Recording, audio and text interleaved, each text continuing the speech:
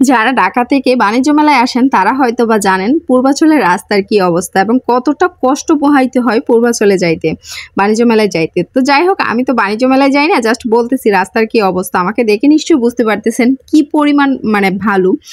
তো কিছুক্ষণের জন্য আমার মনে হয়েছিল যে আমি মনে হয় মানে মেঘের রাজ্যে চলে গিয়েছিলাম বালুর পরিমাণ দেখে।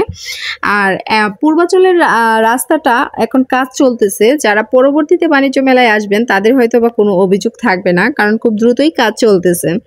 আশা করি খুব দ্রুতই কাজ শেষ হয়ে যাবে। তো যাই হোক, এখন একটু ভোগান্তি হচ্ছে, ভবিষ্যতে হয়তো হবে না, কিন্তু আমাদের জন্য খুব ভালো হয়েছে। বাণিজ্য মেলাটা এত কাছে আমাদের কাছ থেকে, আমাদের গাজীপুর থেকে বাণিজ্য মেলায় যাইতেও বেশিক্ষণ সময় লাগে না আর কি। আর তাছাড়া এখন মিরের বাজারের উপর দিয়ে ফ্লাইওভার হয়ে গেছে, জ্যাম একেবারেই পড়ে না।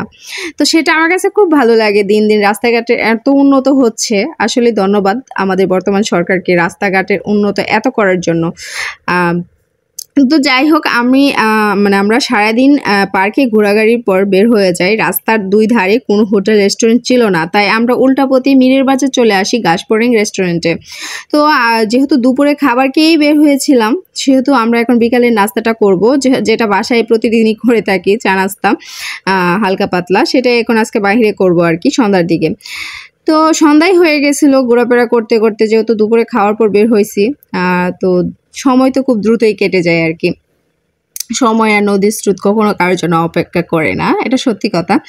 তো আমরা এখন দুপুরে নাস্তা করতেছি, এটা হচ্ছে মানে নান রুটি আর গ্রিল আর কি। তো আমার কাছে ভালোই লাগছে খাবারটা, একেবারেই ভালো লাগছে। এই হোটেলে আমার রেস্টুরেন্টে কখনো খাওয়া পড়ে নাই, প্রথম খাইছি। খাওয়ার সময় বলতেছিলাম সত্যিই খুব ভালো হয়েছে। আর আমার মেয়েও খুব এনজয় করতেছিল, খাইতেছিল। আমার ছোট মেয়ে, সে খুব জাল প্রেমী, জাল খাইতে পারে ছোট থেকে। আসলে আমি কখনো বাচ্চা কাচ্চাদের নিয়ে ন্যাকামি করি নাই যে জাল খাওয়াবো না, জাল কম দিব, এই সে। ছোট কয়েকদিন কান্না করে হয়তো বা জাল লাগে, বিরক্তি লাগে, কিন্তু দিন শেষে আস্তে আস্তে অভ্যাস হয়ে যায়। আর আমরা বাঙালি তো জাল ছাড়া কিছু বুঝি না আর কি, বিশেষ করে আমি জাল প্রেমী মানুষ। যাই হোক, আমার মেয়ে আবার ক্যামেরা দেখে টাটা দিচ্ছিল। সে আবার ক্যামেরা দেখলে বুঝে যে তাকে ভিডিও করতেছি। আর বাপ মাইয়া ম্যাচিং সবসময় কাকতালীয়ভাবে মিলে যায়। আসলে আমরা ওরকমভাবে ট্রাই করি না যে ম্যাচিং কিছু একটা করব। তো লাস্টে এগুলা খাওয়ার পর লাস্টে খাবারটা খুব ভালো হয়েছিল আর কি, এক কথায় প্রশংসনীয়।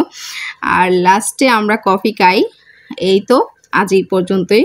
সবাই ভালো থাকবেন, সুস্থ থাকবেন, অবশ্যই দোয়া করবেন, এবং ভালো লাগলে ভিডিওটা লাইক কমেন্টস করবেন এবং শেয়ার করে দিবেন।